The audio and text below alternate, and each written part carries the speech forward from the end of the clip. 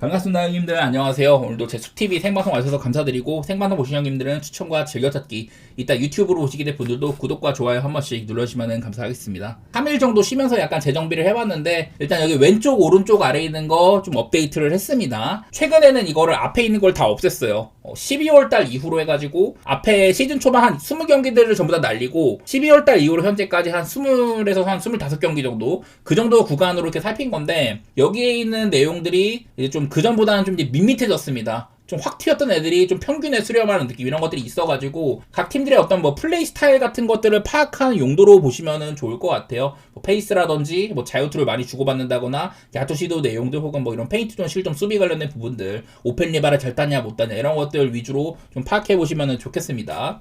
오늘 먼저 이제 드리고 싶은 말씀이 있는데, 자, 이런 게 있더라고요. 요즘에 느바가 되게 어렵습니다. 그냥 올 시즌에 제가 몇 번 이게 여러 가지 뭐 주간 방송사를 바꾸면서 좀 재미있는 게임들이 많다, 클러치 게임들이 많다, 이런 내용을 하면서 되게 어렵다고 했는데, 여기 있는 게 뭐냐면은 이게 2점 차 이내로 경기 결과가 판가름된 게 거의 뭐 한 12%에 달한다고 합니다. 그만큼 타이트한 게임이 많다는 거고, 제가 이게 방송사가 바뀌면서 재미있는 게임이 많아져야지 당연히 인기가 많이 올라가고 이 사람들이 구독하고 결제할 거 아니냐, 이런 말씀을 드렸는데, 저는 평소에 이런 뭐 골묵이나 뭐 사무국의 주작 이런 것들을 믿지 않는 사람이지만은 올 시즌에는 너무 접전이 많습니다. 이런 게 구체적인 이런 내용들로 확인이 된다는 거. 지난 40년 동안 2점 차 이내로 판가름난 경기가 가장 수치적으로 높다, 네, 이런 상황이라 가지고 핸디 같은 거 보기가 좀 어렵다는 소리가 되겠죠.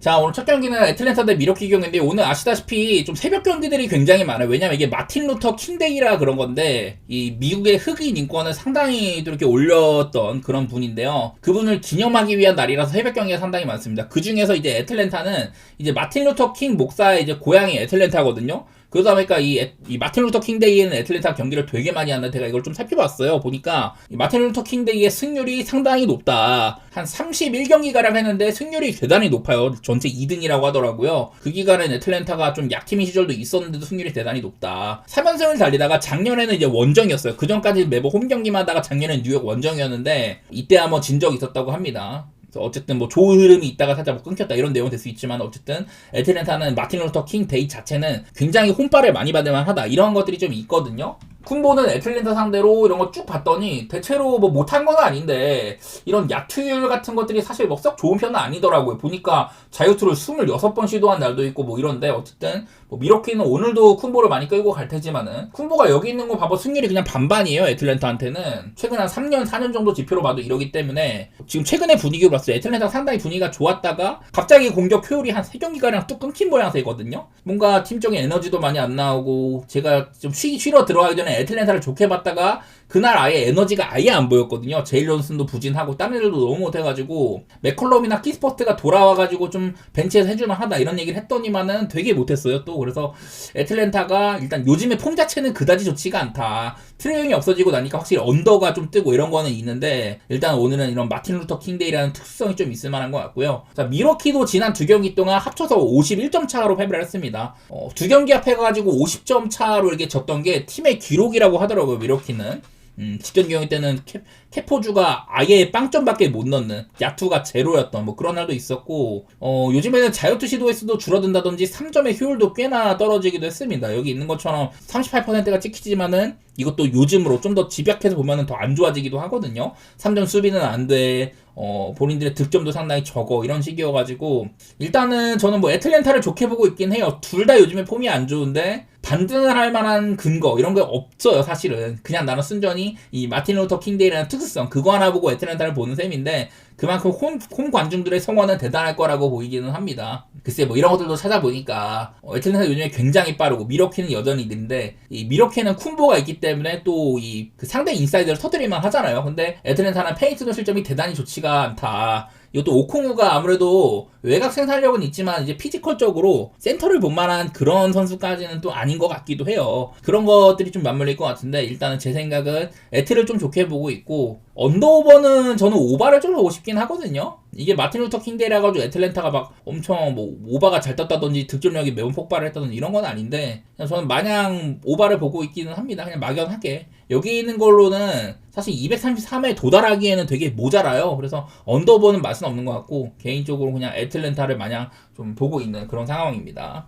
자, 그 다음은 클블 대 오클라호마인데요. 자, 여기 클블 여기 있는 거 보이시는 것처럼 요즘에 공격은 굉장히 살아있지만은 수비가 아주 좋지가 못하다. 근데 오늘은 또 이제 갈란드가 빠지게 됩니다. 자, 갈란드 한번 볼 텐데, 제가 갈란드를 좀 이제 그 전이랑 후로, 그 전에 12경기와 최근 14경기로 이렇게 좀 가져왔어요. 시즌 초반에는 갈란드가 뒤지게 못했습니다. 여전히 뭐 발가락 부상이 작년부터 있던 게 이어져가지고 오늘도 아마 못 나오는 셈인데, 자, 갈란드 여기 있는 거 이제 또 그래프 보시면 됩니다. 득점 같은 것도 사실 좀 이제 안 좋은 건 살짝 왔다 요즘에 좀 좋아진 모양새고, 그 전이랑 비교하면 지금 한 5점가량 오른 상태고요. 쭉 넘어가가지고 그 뭐 슈팅의 효율성이라든지 2점 야투, 뭐 3점 슛 등등 해가지고 전부 다 최근에 좀 좋았다는 모양새가 돼요. 그래서 요즘에는 그나마 나아지고 있었는데 일단은 좀 빠진다는 거, 이런 게 좀 아쉬울만 한 것 같고, 작년에도 이제 오클라호마가 굉장히 좋은 시즌을 보냈는데 동부 1등과 서부 1등 이런 애들이 좀 다시 붙는 거지만은 올해는 좀 많이 좀 다르긴 하죠. 오클라호마도 그 전에 좀 안 좋은 기간이 있다가 4연승으로 좀 괜찮아지는가 싶더니 마이애미한테도 되게 아쉽게 패배를 했거든요. 21개 오펜시브 리바운드를 따여가지고 세컨 찬스가 33대 9로 그냥 개발렸다.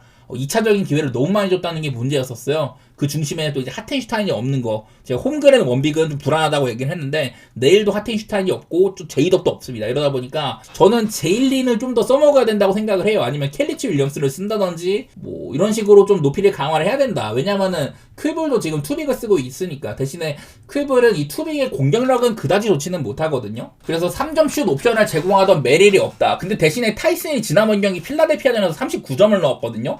1차전 때는 클블이 애들이 많이 나왔다가 2차전 때는 상당수를 빼줬는데, 근데 그날 타이슨이 코리화이가 터졌어요. 전 여러 번 타이슨이 이 벤치에서는 작년에 그 타이제롬의 자리를 좀 채울 수가 있다. 그리고 야투 내용상으로 여러 가지로 올 시즌 클블에서 가장 효율이 좋은 선수 중에 하나라고 했었는데 되게 잘했었습니다. 오늘도 클블이 어느 정도 좀 공격은 될 것 같긴 해요. 지난번처럼 막 크포주, 미첼, 갈란드 이런 좀 땅꼬마 라인업 3명의 이 피지컬이 안 되는 3명의 좀 가드를 쓰는 거, 이런 거 상황은 아니기 때문에 그나마 좀 좋을 수 있을 거라고 보긴 하는데, 오클도 여전히 뭐 스가 같은 애들 괜찮기는 합니다. 일단은 뭐 헨승을 보는 건 어려운 것 같은데 일단 저는 오클을 좀 좋게 보고 있기는 해요. 어쨌든 클블, 갈란드나 메릴 같이 폼 좋은 애들이 빠진 셈이고, 작년에도 오클라호마한테 공략을 많이 당했다. 여전히, 그리고 양팀 다 보시면은 특히 이제 클블이 오버보기가 좋은데 오클라호마는 뭐 수비력은 여전하거든요.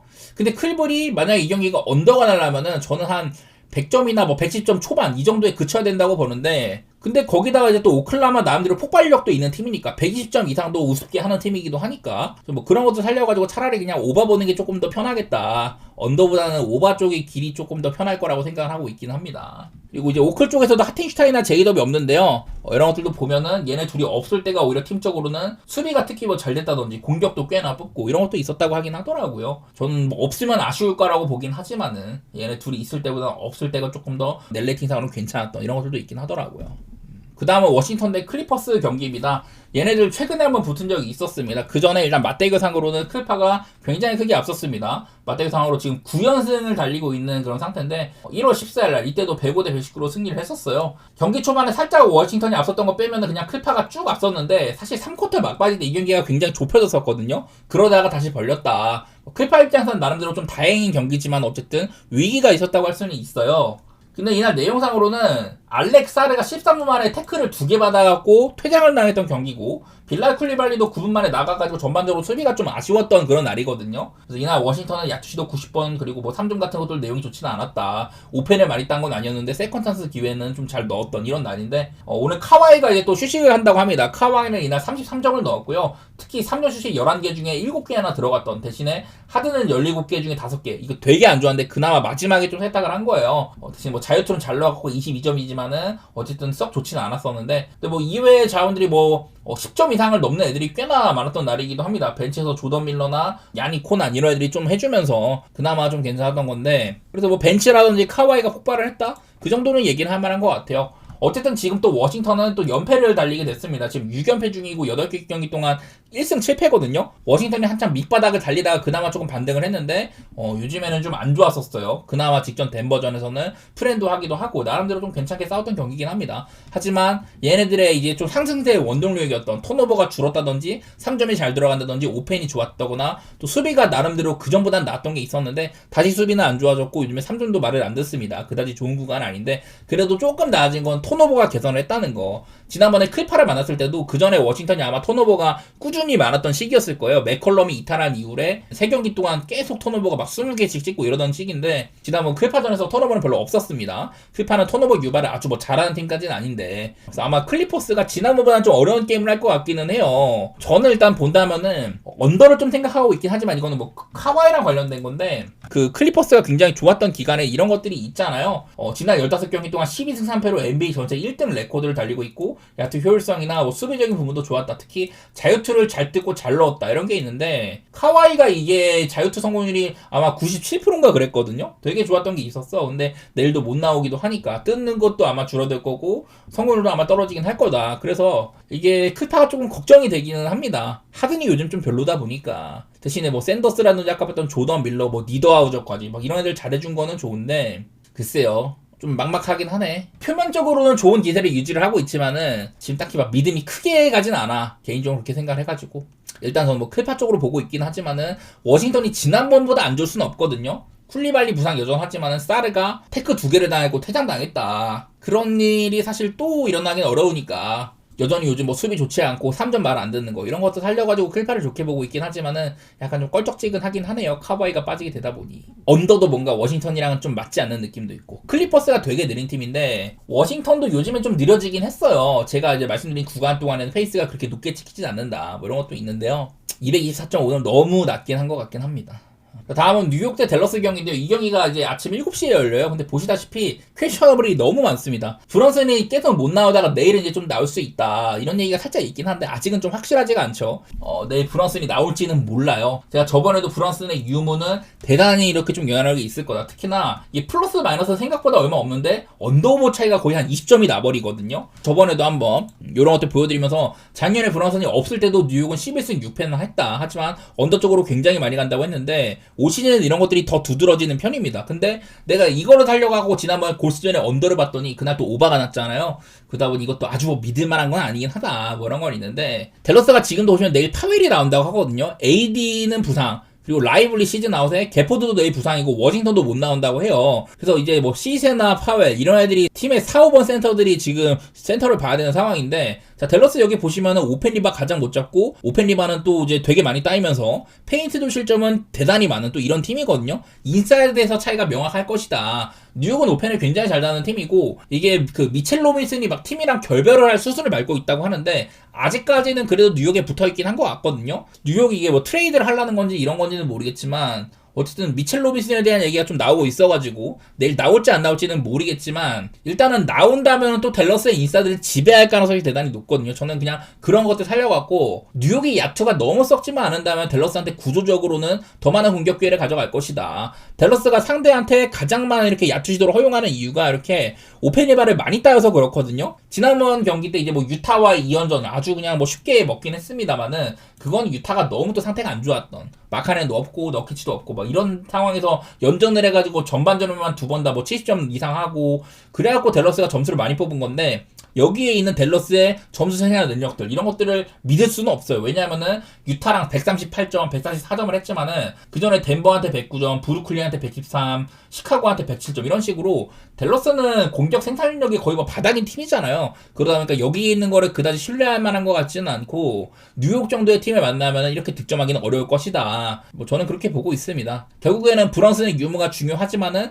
저는 나올 가능성을 지금 나오는 소식들로는 조금 더 높게 보고 있기는 해요. 나는 그래서 구조적으로는 뉴욕이 좀 압도할 만한 그런 상태라고 보는데 뭐 이제 메디슨 스퀘어가 되기도 합니다. 뉴욕은 올 시즌 또 이제 원정이랑 홈발이 대단히 또 크게 차이 나는 상황이고 댈러스도 홈이랑 원정 차이가 상당히 많아요. 홈에서는 13승 11패 5할 승률이 넘지만 원정에서 4승 15패다. 근데 그거에 반해서 이제 뭐 마진 차이는 그렇게 많이 나진 않은데 어쨌든 홈 원정 편차도 뉴욕이 좀 탄력을 받을 만한 상황이라 가지고 저는 일단 브런슨이 나온다고 생각을 하고 뉴욕을 좋게 보고 있습니다만 이것도 뭐 구체적으로 알 수는 없는 거죠. 그리고 또 이제 혹시라도 미첼 로빈슨이 빠진다면은 그것도 뉴욕이 좀 이제 오펜 리바 같은 공격 기회, 물리적인 이런 우위를 점하기도 약간은 좀 어려운 상황이 될 수 있기 때문에 좀 걱정이 약간 되긴 하더라고요. 어쨌든 저는 뉴욕 사이드나 뭐 언더 그런 쪽으로 바라보도록 하겠습니다. 자, 그 다음 경기는 샌안토니오 대 유타 경기입니다. 자, 요즘 유타가 내일도 이제 너키치가 아직 뭐 얘기는 없는데 이게 마카넨이 또 빠지거든요. 그래서 이게 또 한 번 너키치랑 마카넨을 동시에 쉬게 해줄 수도 있습니다. 제가 이거 찾아봤어요. 너키치가 내일 뛸지 안 뛸지. 근데 보니까 유타에서 이런 빅맨들을 쉬게 해주는 게 단순하게 좀 더 많이 지기 위해서 이런 것들을 구체적으로 명시를 해놨더라고요, 기사에는. 물론 이거는 뭐 프런트가 어떻게 뭐 꾸릴지 그거에 따라 다르겠습니다만은 표면적으로 지금 유타는 일정이 굉장히 빡센 상태이기는 해요. 여기에 해당하거든요, 여기 구간. 보시다시피 7일 동안 5경기를 해야 되는 일정인데 여기에 해당을 하니까 일정이 굉장히 타이트합니다. 저는 이런 경우에 좀 그 주전 선수를 결장을 하게 해줄 가능성이 있다고 했는데요. 근데 그 전에 너무 많이 쉬었어. 시카고전, 댈러스전 이때마다 전부 이제 뭐 마카넨이나 너키치나 다 막 쉬고 그랬잖아요. 그러다 보니 당장 내일 대거 휴식을 줄 만한 이런 뭐 어떤 명분은 없는 셈이긴 합니다. 어쨌든 마카넨 쉰다고 하고 너키치가 뛸지 안 뛸지는 아직은 잘 모르겠네요. 일단은 유타는 의도적인 휴식 이런 것들도 많이 해주고 있어갖고 지난번에 뭐 유타한테 개발린 것도 이렇게 좀 빅매질이 많이 빠진 그런 영향일 수가 있다. 제가 이 클리블랜드전에서 이때는 너키치랑 마카넨이 동시에 뛸 때 정말 대단했거든요. 내용상으로도 굉장히 좋았었어요. 근데 그러다가 또 이렇게 뭐 3연패 하는 기간 동안 안 좋은 멤버들을 많이 보다 보니까 역시나 또 이런 마카넨이나 너키치가 둘 다 없을 때 대단히 많이 또 이렇게 점수가 빠지는 것을 볼 수가 있습니다. 특히 공격은 그나마 조금 되는데 실점이 아주 많았던, 그래서 유타가 이 주전 빅맨 2명이 빠지면 대단히 큰 이런 손실을 보기도 하거든요. 만약에 설령 너키치가 뛴다고 하더라도 공격은 별로, 수비는 여전히 또 실점이 많은 이런 것들이 반복될 거기 때문에 저는 일단 샌안토니오를 좋게 봅니다. 16.5라는 대단히 큰 기준점. 근데 그래도 샌안토니오가 밑바닥에 기다가 요즘에는 좀 좋아졌거든요. 자, 팍스, 캐슬, 하퍼 이런 애들이 가드진들이 특히 안 좋았던 시간들이 지금은 조금 이제 해소가 됐어요. 웬맨야만이 여전히 좋기도 하고 최근 2경기 동안 미네소타, 미러키 어려운 상대들한테도 아주 공격이 잘 풀렸던 시기들이 있었습니다. 샌안토니오는. 그래가지고 올 시즌에 마카넨이 결장한 경기 동안 이런 것도 봐드리면서 제가 또 전패라는 얘기도 했었고 이거랑 같이 제가 뭐 너키치도 같이 봤는데 둘이 같이 빠진 경기 빈도가 최근에는 특히 이렇게 많은 것들이 좀 보입니다. 이런 것도 살려가지고 아마 내일도 너키치가 못 나올 가능성 해서 유타가 2명의 빅맨이 빠졌을 때 안 좋은 효과들 그런 것들 생각해가지고 샌안토니오 좋게 보면서 또 오바도 같이 보도록 하겠습니다. 유타가 빅맨 2명이 빠져도 그래도 빠르게 하는 거, 또 이제 공격 맹렬하게 하는 거, 자유투 많이 주고받는 거 이런 것들이 여전하더라고요. 그래서 오바도 같이 생각해 보도록 하겠습니다. 걱정스러운 거라면 이런 것들. 지난번 맞대결 때 유타가 샌안토니오 원정 가서도 이겨본 적이 있었다. 근데 그때는 이제 마카넨이 뭐 29득점에다가 키온테드도 28득점으로 이 오펜리바랑 뭐 턴오버 차이가 많이 있었는데도 유타가 이겨낸 거였었거든요. 그만큼 이런 좀 야투가 상당히 잘 터진 효과들. 샌안토니오가 더 많은 공격기와 함께 뭐 여러 가지 좋았지만은 야투가 너무 안 좋았을 때거든요. 팍스도 쉬기도 하고 벤치에서 딜런 하퍼도 쐈던, 그러니까 여전히 좀 가드 애들이 별로였던 뭐 그런 시기이기도 해가지고 이런 것들을 조금 조심할 필요는 있을 것 같기는 하네요. 반대로 생각하면 이런 패배가 있다 보니까 샌안토니오가 유타 얘네는 밟아야겠다 뭐 이런 마인드일 수도 있고요. 어쨌든 보이시는 것처럼 최근에 유타는 이런 좀 수비적인 측면들이 또 안 좋은 게 확 드러나고 있다. 이런 것도 보시면 좋겠습니다. 자, 다음 경기는 필라델피아 대 인디애나인데요. 사실 필라델피아는 클릴과의 2연전을 다 조지면서 믿음이 많이 사라졌습니다. 메가리가 참 없더라고요. 이게 멤버 차이도 특히 이제 1차전은 그렇다 쳐. 근데 2차전은 클리블랜드가 애들을 많이 빠졌는데도 필라델피아가 되게 못했어요. 계속해서 보이는 거는 야, 엠비드 이 새끼 진짜 안 되겠다. 와, 확실히 몸 상태가 안 좋구나. 내가 기억하는 엔비드랑은 너무 큰 차이가 있다. 작년에 부상이 심했던 건 인정. 근데 올 시즌에 사실 나왔을 때마다 조금 반등하는 경기들이 있었거든요. 내가 볼 때마다 은근히 괜찮다. 이런 게 있었는데 풀필라? 센데? 이런 시기가 있었는데 막상 또 가면은 뒤지게 못해. 그러다 보니까 필라델피아 지금 보기가 굉장히 별로예요. 조지는 그나마 수비적으로 1인분 무조건 되긴 합니다. 공격이 오락가락해서 그렇지. 요즘에는 에지컴도 별로에다가 메시도 오락가락 조금 합니다. 그동안 팀을 지탱을 해왔었는데 너무 많이 뛰어서 그런지 요즘엔 조금 별로예요. 어쨌든 필라델피아 지금 뭐 부상도 없고 윙자운드 폭력했을 수 있고 상황은 좋아. 발로우도 장기 부상인가 싶더니 금방 또 털고 나오더라고요. 상황은 좋은데 이 필라델피아 은근히 좀 믿음을 좀 못 주더라고요. 인디애나도 사실 요즘에 좀 좋아졌었죠. 그동안 한창 이제 밑바닥에 있다가 5경기 동안 4승 1패를 달리더니 직전 이제 디트존에서는 그냥 엄청 많은 휴식을 줬습니다. 니스미스, 시아캄 이런 애들 휴식을 주다 보니까 그냥 인디애나가 공격을 할 놈이 없는 거예요. 그래서 전반전에만 25점밖에 못 넣은 그런 디트로이트전이 있었고 대단히 큰 패배를 했던 경기가 있었는데, 그러니까 뭐 그런 경기는 이해가 되는 거죠.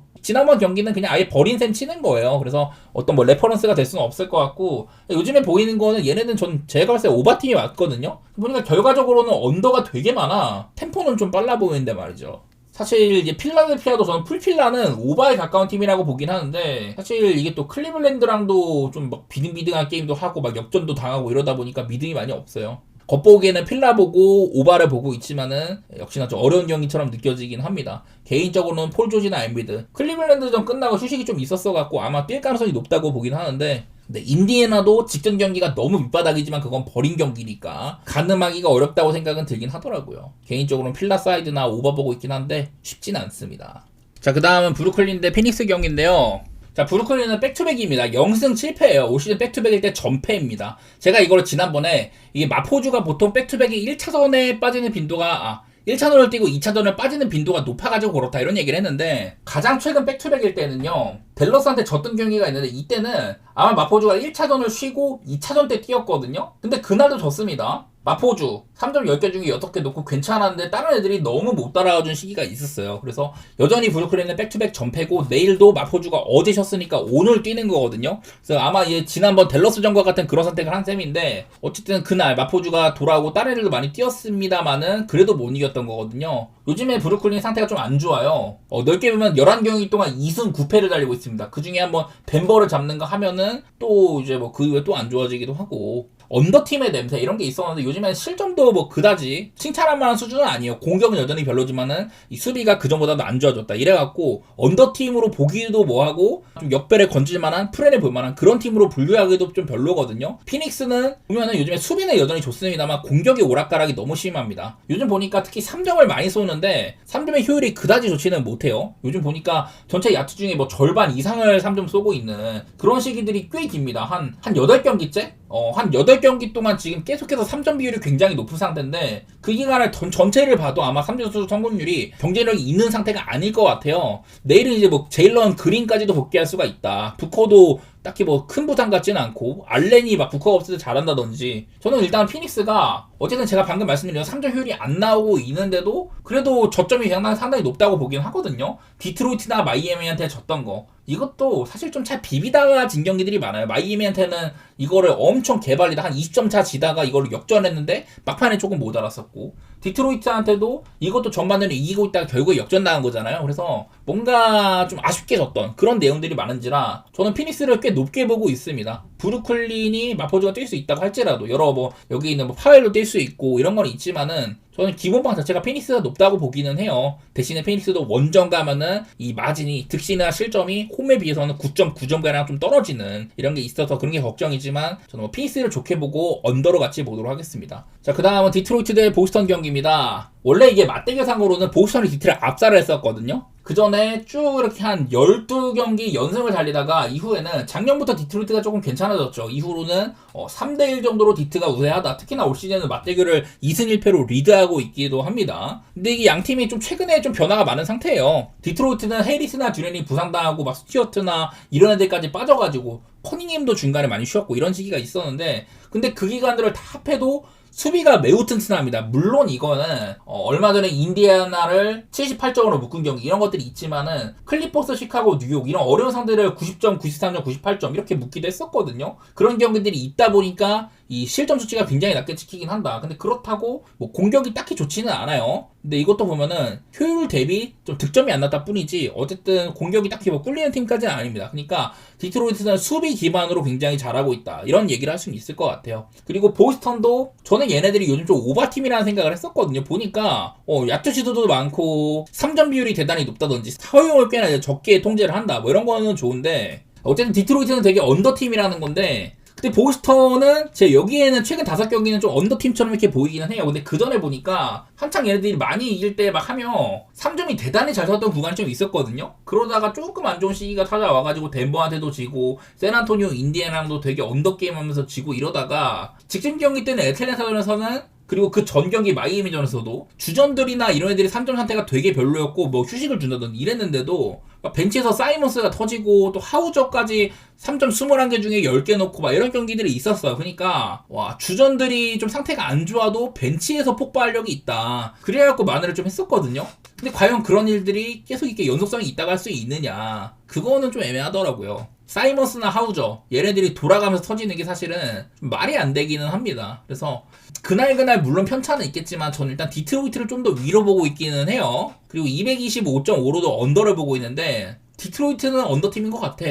근데 보스턴이 얘네들이 조금 문제예요. 이것도 보스턴은 가장 시도를 안 하고 상대한테 가장 안 주는 팀인데 디트로이트는 가장 잘 얻고 또 가장 많이 주는 팀이기도 하거든요.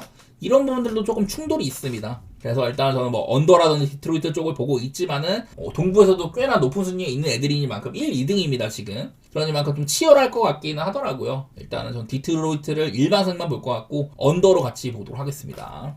자, 그 다음은 이제 골스 대 마이애미 마지막 경기인데요. 일단은 여기는 이제 버틀러 매치라고 할 수가 있겠습니다. 버틀러가 작년에 후반기 때 이제 골스로 넘어와가지고 그 당시에 마이애미랑 또 이제 좀 안 좋게 끝나긴 한 것 같아요.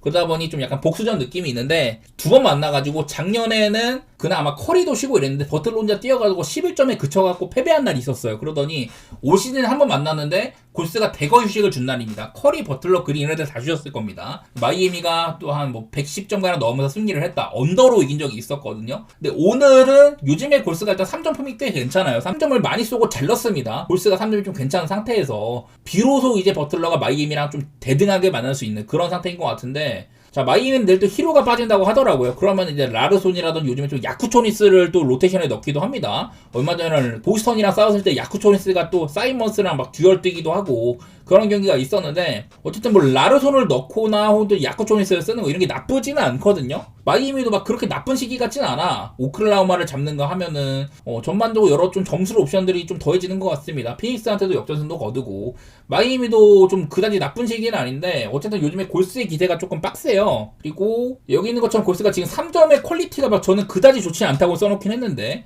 그래도 뭐 7점 정도면 훌륭한 편이고 이외에 좀 공격 카테고리가 전반적으로 괜찮긴 하다. 이런 것들은 조금 뭐 긍정적인 것 같습니다.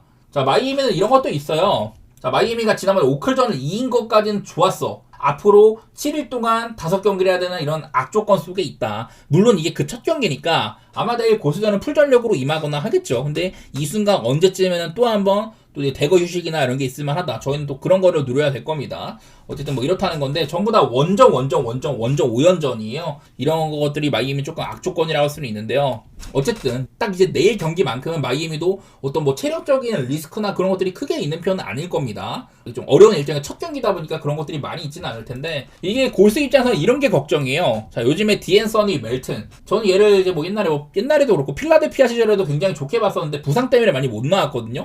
근데 요즘에 멜튼이 활약도가 엄청납니다. 얘가 있을 때가 338분밖에 안 되지만 골스의 상승세를 제대로 주도하고 있다. 말도 안 되게 좋습니다. 벤치 딸이인데도 이게 멜튼이 없는 또 이제 벤치에서 산토스 제가 요즘 호포드랑 산토스를 많이 쓰면서 골스가 상대한테 오펜을 많이 안 따인다. 상대의 빠른 공격 시도를 억제하는 그런 것들을 긍정적으로 본다고 했었는데 산토스가 없는 것도 조금은 걱정이 되더라고요. 그래서 이게 벤치 구간 가면은 골스가 사실 요즘에 벤치 퀄리티도 굉장히 좋다는 얘기를 제가 많이 했었거든요. 근데 그 중심에 있는 멜튼이 없는 거 이거는 조금 아쉬울 수 있을 것 같긴 하더라고요. 그래도 골스가 여전히 또 요즘에 또 홈발이 대단합니다. 올 시즌에 홈에서 16승 6패 원정은 8승 13패로 이게 온도차가 상당하거든요. 홈으로 오면은 9.7점가량 마진이 좋아진다. 단순히 최근에 6경기 동안 5승 1패 달리고 있는 것뿐만 아니라 이게 전부 다 또 홈경기였었거든요. 넓게 보면 최근에 홈경기 11경기 동안 9승 2패고 원정 경기는 11경기 동안 4승 7패 뭐 이렇게 온도차도 좀 심한 것 같아가지고 뭐 골스를 조금 더 좋게 보고 있기는 해요. 요즘처럼 골스가 3점 많이 쏘고 잘 터지는 시기라면은 또 오바 같은 거에 대한 기대치도 있을 것 같습니다. 마이애미는 어쨌든 좀 빠른 팀이고 골스의 이런 슛감이 괜찮다면은 오바도 좀 고려 대상이라고 보이긴 하네요.